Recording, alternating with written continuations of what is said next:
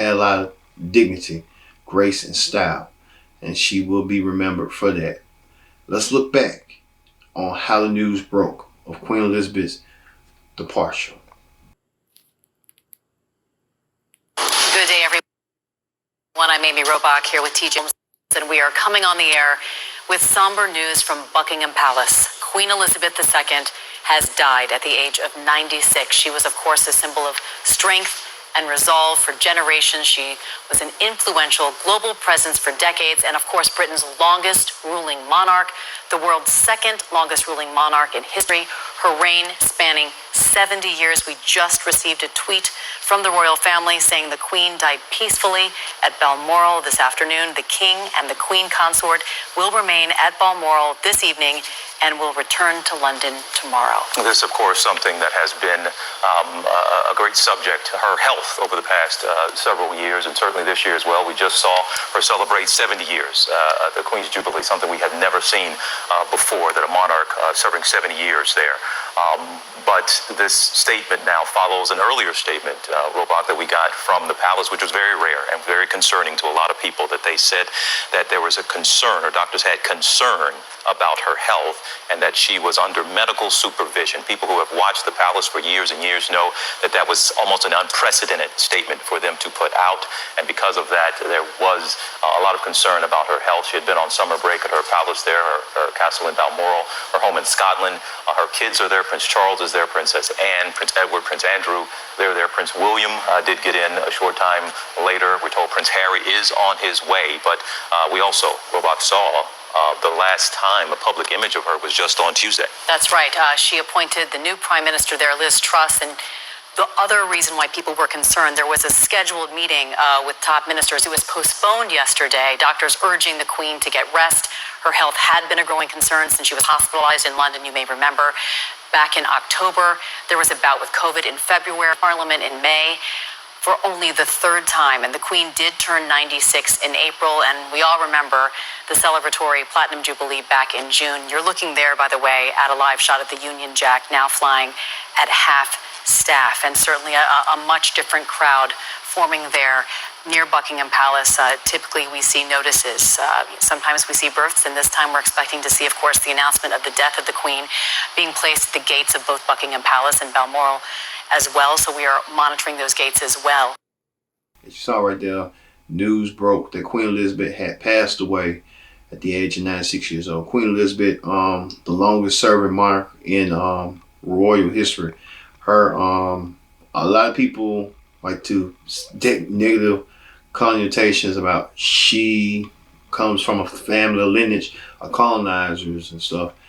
And, hey, we judge a person by their character, not by the way they were with their families and stuff.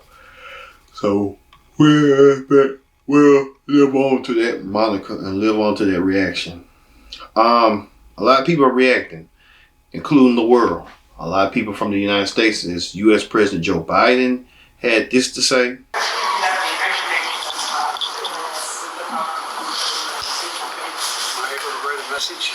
If you would like to, sir.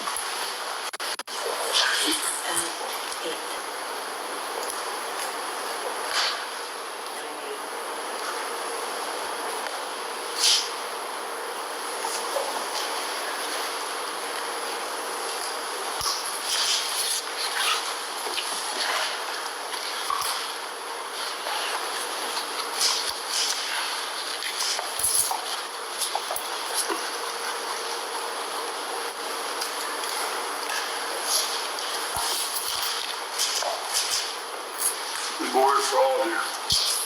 She was a great lady.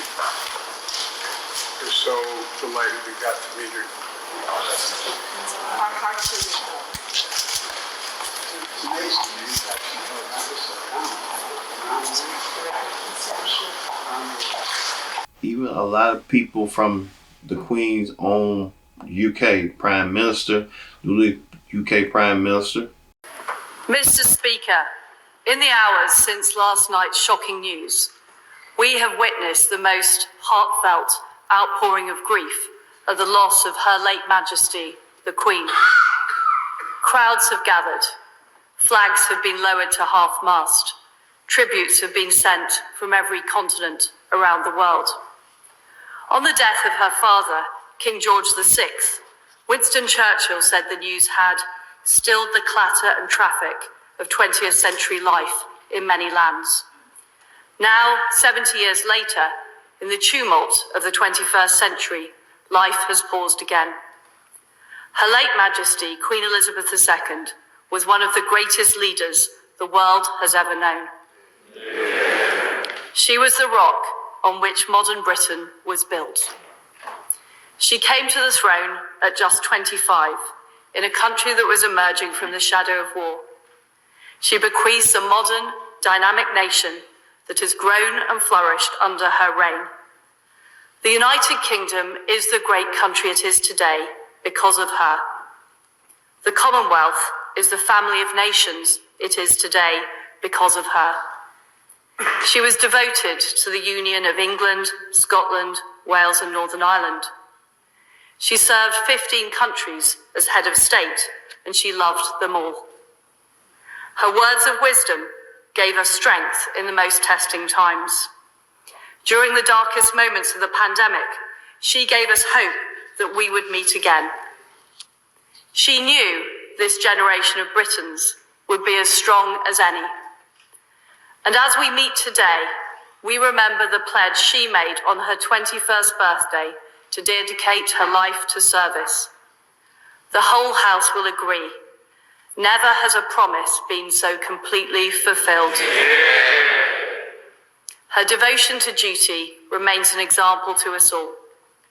She carried out thousands of engagements. She took a red box every day. She gave her assent to countless pieces of legislation and was at the heart of our national life for 7 decades. As Supreme Governor of the Church of England, she drew on her deep faith. She was the nation's greatest diplomat. Her visits to post-apartheid South Africa and to the Republic of Ireland showed a unique ability to transcend difference and heal division. In total, she visited well over 100 countries. She met more people than any other monarch in our history. She gave counsel to prime ministers and ministers across government. I have personally greatly valued her wise advice. Only last October, I witnessed firsthand how she charmed the world's leading investors at Windsor Castle. She was always so proud of Britain and always embodied the spirit of our great country. She remained determined to carry out her duties, even at the age of 96. It was just 3 days ago at Balmoral that she invited me to form a government and become her 15th Prime Minister. Again, she generously shared with me her deep experience of government, even in those last days. Everyone who met her will remember the moment. They will speak of it for the rest of their lives. Even those who never met her, Her late Majesty's image is an icon for what Britain stands for as a nation, on our coins, on our stamps, and in portraits around the world. Her legacy will endure through the countless people she met, the global history she witnessed, and the lives that she touched. She was loved and admired by people across the United Kingdom and across the world. One of the reasons for that affection was her sheer humanity. She reinvented monarchy for the modern age. She was a champion of freedom and democracy around the world. She was dignified but not distant. She was willing to have fun, whether on a mission with 007 or having tea with Paddington Bear. She brought the monarchy into people's lives and into people's homes. During her first televised Christmas message in 1957, she said, "Today we need a special kind of courage. A lot of people had a lot to say, and the world reacted with a lot of heartbreak and stuff. Let's look back. Let's look at what you people had to say about Queen Elizabeth and y'all reactions of her passing. Take a look. I mean, really shocking. It's like your mum died. Because we've grown up with her and her family, you know, and all the gossiping we do and all the, you know, poring over all the photographs and getting so excited about that family when they get married and have babies and jubilees, and it's just really shocking. I think she's going to be greatly missed. Just her presence, just her way of being, it just was there. People loved her, truly loved her.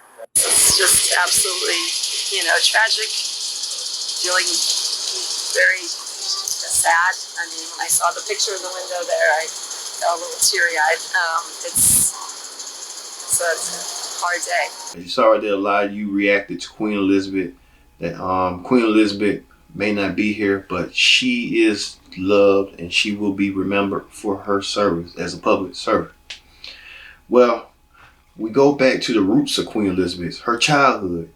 Queen Elizabeth loved speaking on the radio and getting her voice out and her approval. Let's look back at Queen Elizabeth during the early years when she was a child, and to her reign when she celebrated this past June 70 years on the throne, and it started back in 1952. Let's take a look. 70 years she devoted her life to her country, steadfast through triumph and tragedy. Queen Elizabeth II died peacefully at her Scottish castle Balmoral. She was 96 years old. She leaves behind her family, a nation, and much of the world in mourning. Shocked. I can't believe it. I'm gutted. Absolutely gutted. It just made me, I felt a shiver go down my spine. The notice of her death posted on the gates of Buckingham Palace. It was a day the country has long dreaded. You kind of always knew it was coming, but when it happens, it's just sad. Somber crowds gathering outside Buckingham Palace in the rain, leaving flowers at the gates. I was just compelled to come here. She just means so much to this country. The flag lowered to half-staff, and as Britain paused, rainbows stretched across the sky. The monarch has been a constant presence in the lives of millions and was a living part of history. Her face on money in Great Britain. Across the Commonwealth, the national anthem of the United Kingdom sung in her honor. God save the Queen.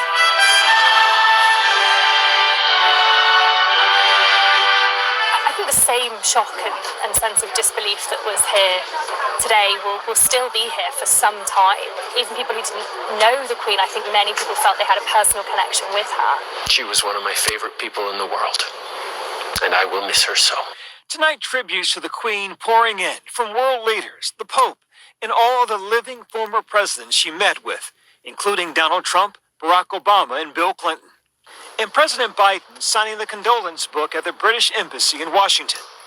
At 73, Her Majesty's eldest son, now King Charles III, released this statement saying, "The death of my beloved mother, Her Majesty the Queen, is a moment of the greatest sadness for me and all members of my family. We mourn profoundly the passing of a cherished sovereign and a much-loved mother." But I think it's that sense of duty of being a public servant for all of that time, to put herself second, and to put the people and her family and her country first. The announcement of the Queen's death came just hours after the palace released a rare statement saying doctors were, quote, concerned for Her Majesty's health. Her family racing to matriarch's side, Charles arriving first by helicopter.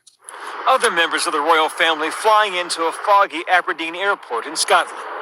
Prince William spotted driving his uncles Andrew and Edward and Prince Edward's wife Sophie to the castle. After the official announcement had been made, Prince Harry arrived alone.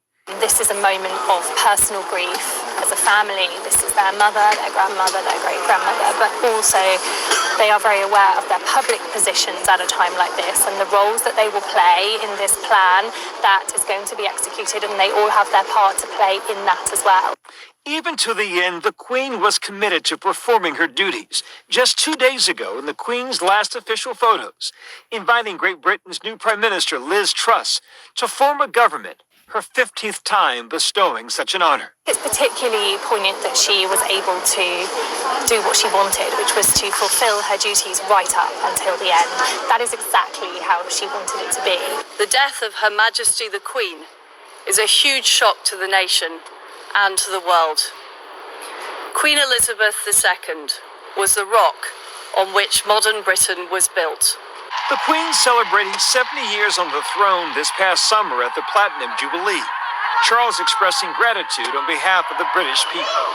Your Majesty, Mummy,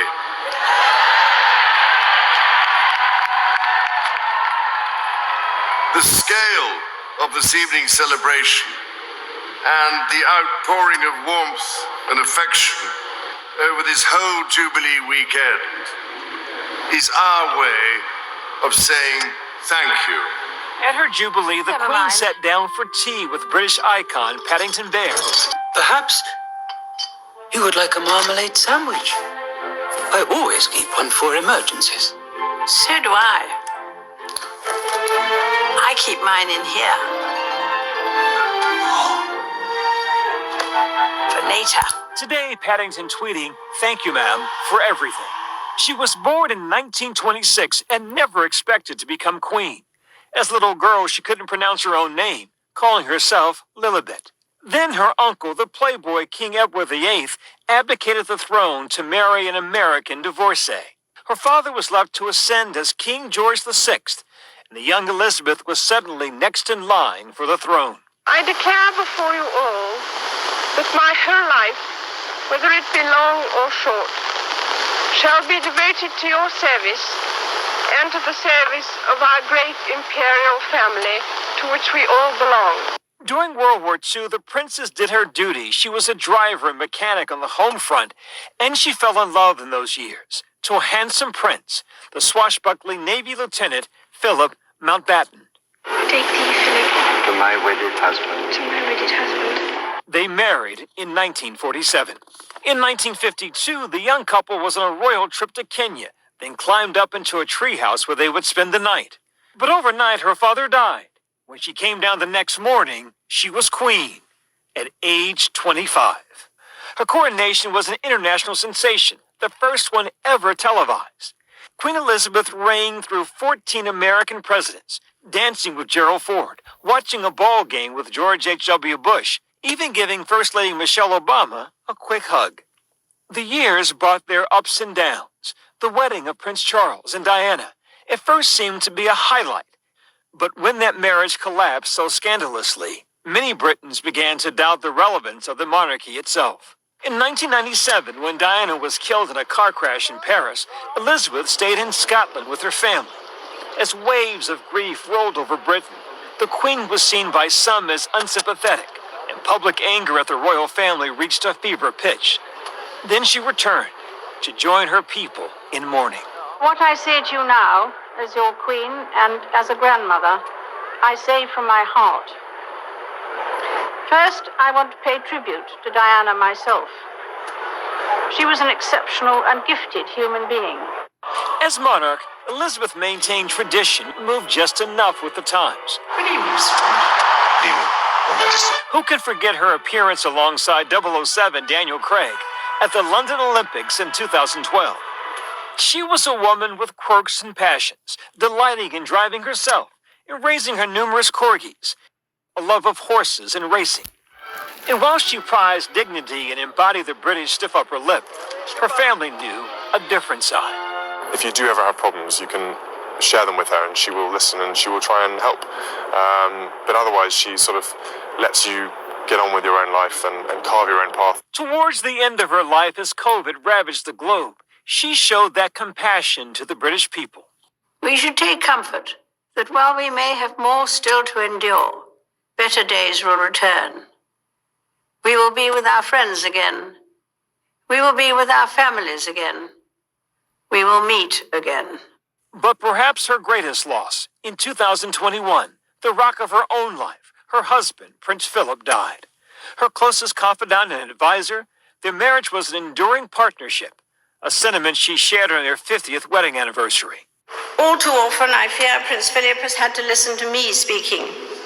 but he has quite simply been my strength and stay all these years. 73 years of marriage spent side by side. At his funeral, the poignant images of the Queen, and due to COVID protocols, seated alone. Now as her son King Charles begins his reign, a nation will mourn their Queen, and after 10 days she will be laid to rest privately on the grounds of Windsor Castle, next to her beloved husband, Prince Philip. Tonight, the nation and world, remembering what the Queen said all those years ago. I shall not have strength to carry out this resolution alone, unless you join in it with me.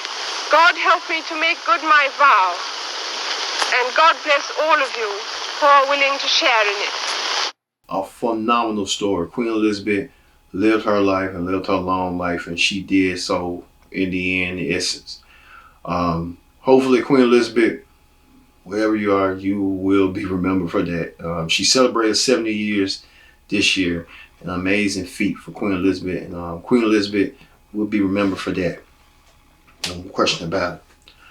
Well, like they say, you can't have love without having Prince Charming. And that was with Queen Elizabeth with Prince Philip. We go back to their love story, on how all their love story blossomed to what it was. And now, we heard reports that Queen Elizabeth will be laid to rest next to her husband. Let's look back at Queen Elizabeth's love story with her husband, Prince Philip. Elizabeth's love life can be written in one line. She fell in love at age 13 with Prince Philip, royalty from Denmark and Greece, an 18-year-old cadet in the British Royal Navy with the war coming up. They met several times during the war when she was still a teenager, and I think it's clear that she never had eyes for anyone else. I think they must have had real attraction. It must have just been bam. And over the course of the next few years, they exchanged letters, they wrote to each other regularly. Her family was slightly alarmed, but much more alarmed were the court, who thought, penniless Greek prince. Oh, no, thank you. Today is Victory in Europe Day. When the war was over, Elizabeth had her own battle to fight. Philip proposed, and she accepted, but she hadn't consulted with her parents, the king and queen. They were unconvinced. Philip seemed too outspoken, rough, had too many German relatives, and that was difficult right after the war. Her father asked her to wait to see if her feelings changed. It took about a year, but the Queen was determined, the future Queen. And she's basically said to her father, look, I'm 21 now. This is the man I love. I'm devoted to him. I want to marry him. She got her way and got her prince. Their wedding was close enough to wartime that she needed ration coupons to have her dress made. But no problem with the cake. 9 feet high, 4 tiers, decorated with monograms and coats of arms in sugar. And Philip took his place slightly to one side of the throne. Grandfather had a very successful career in the military or in the Navy. He gave it all up to do his job and to be there to support the Queen. It must have been quite difficult for him being in the sort of shadows and being the support. As extraordinary as it was to have a woman in that position in the 1950s, it was almost unheard of for a man to give up his career for a woman and walk 2 steps behind her. Are you my wife or my queen? I'm both. I want to be married to my wife. Known for his outspoken manner, Prince Philip told one biographer the secret of their long-lasting marriage was he could make the Queen laugh. He wore a full uniform each year at the annual Trooping of the Color. That's him, and apparently could send her giggling with just one look. By the way, if Philip was her true love, it was clear she also lavished on her beloved corgis, who came into her life just about when Philip did. The original dog, Susan, was a gift for her 18th birthday and even came along on their honeymoon. After that, corgis were a part of the Queen's entourage for more than 7 decades. Through the years, 14 generations of descendants from Susan, plus others. If Philip wasn't there, some said that the Queen, a quieter person, would use those corgis as a conversation starter. It was clear she depended on her outspoken husband. In the days around their 50th wedding anniversary in 1997, each of them spoke. The main lesson that we've learned is that tolerance is the one essential ingredient of any happy marriage. It may not be quite so important when things are going well, but it is absolutely vital when things get difficult. And you can take it from me that the Queen has the quality of tolerance and abundance. He is someone who doesn't take easily to compliments, but he has quite simply been my strength and stay all these years. And I and his whole family, and this and many other countries, owe him a debt greater than he would ever claim, or we shall ever know. Prince Philip stopped most appearances in 2017 at the age of 96. He died just weeks shy of his 100th birthday. They had been married for 73 years, in love for even longer. A lot of you people look back with Prince Philip and stuff and Queen Elizabeth with their love and affection for each other, their devotion to each other, husband and wife. Queen Elizabeth and Prince Philip are now reunited, last back together. Prince Philip only passed away around this time last year in April, and that Queen Elizabeth joins them. So that's a good love story to end on that basis. All right, the celebrities, the Hollywood celebrities, including Elton John from the UK, all had something to say in reaction to Queen Elizabeth's passing and what they meant to her. Take a look. Queen Elizabeth II. The Queen died peacefully at Balmoral this afternoon. The world is mourning the loss of Queen Elizabeth II, the longest reigning monarch of Britain. Just before the announcement at 10:30 a.m. Pacific time, a rainbow could be seen stretching across the skies above Buckingham Palace, where crowds gathered as the news rippled across the globe and the royals rushed to the Queen's bedside at Balmoral Castle in Scotland.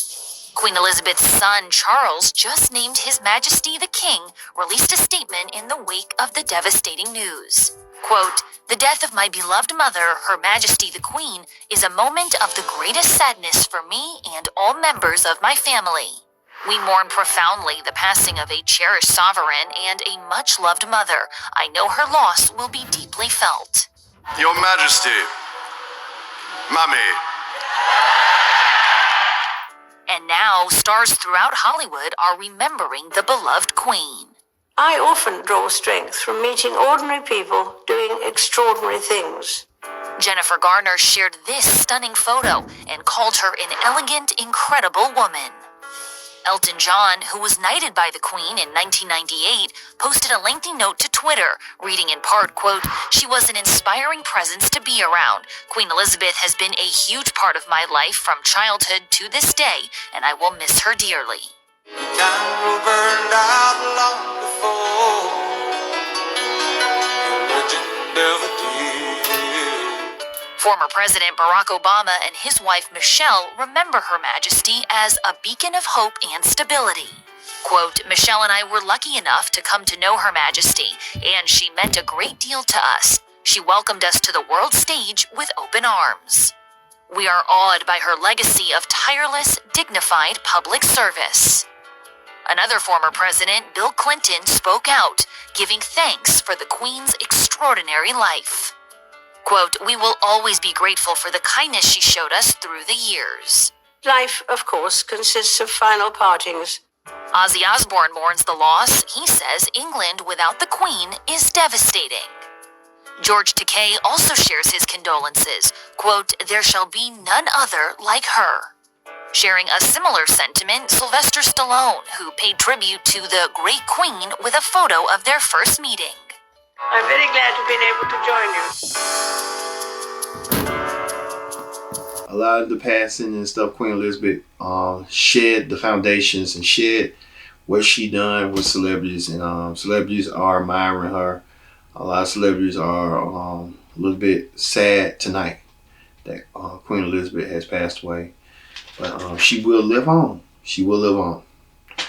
What about this? Queen Elizabeth met with 13 presidents, starting with Dwight Eisenhower, that got to where she needed to be. Let's look back at Queen Elizabeth meeting with 13 U.S. presidents, including the current president, Joe Biden, right now.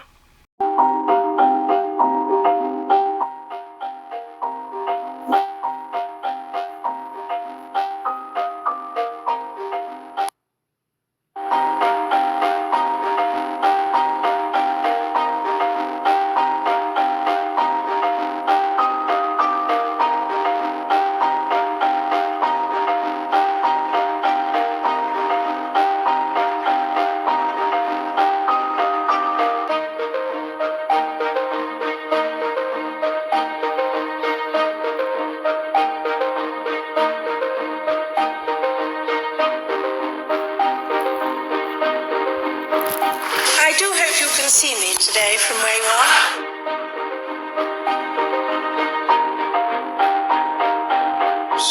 You helped our nation celebrate its bicentennial in 1976.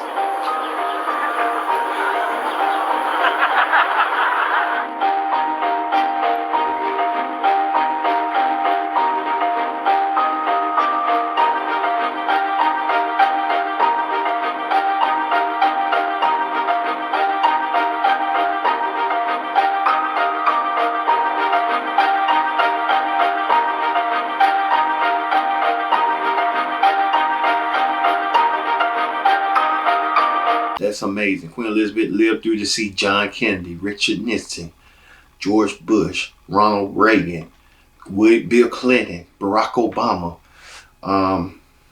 Donald Trump, Joe Biden. You name the list is on and on. These are a couple of former presidents and current presidents that have had nice things to say about Queen Elizabeth and Queen Elizabeth's reign in top of her feet. And Queen Elizabeth, you know, she's was a beacon of hope for those prisoners. And finally, Queen Elizabeth's legacy. Her legacy will stand the test of time. Let's look back at the legacy, the moments, and the achievements of Queen Elizabeth II. For the better part of a century, Queen Elizabeth quietly captured the imagination and adoration of women around the world, becoming an iconic symbol of Britain. She's an iconic woman. She's such a legacy. She reigned for over 70 years. So she started at such a young age.